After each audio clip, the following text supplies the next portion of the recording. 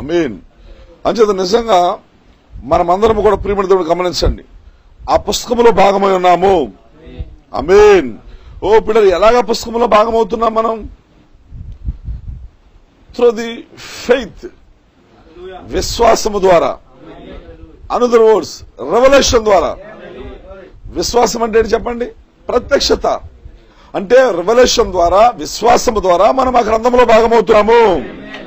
దేవుని స్తోత్రం కలుగును గాక. అందుకే ప్రియమైన దేవుని గమనించండి, if you disbelieve the word of God, ఒకవేళ ఈ కాలం యొక్క వాక్యాన్ని కానీ నువ్వు అవిశ్వసిస్తే నువ్వెంత మాత్రం ఆ గ్రంథంలో భాగం కాదు. ఆమేన్.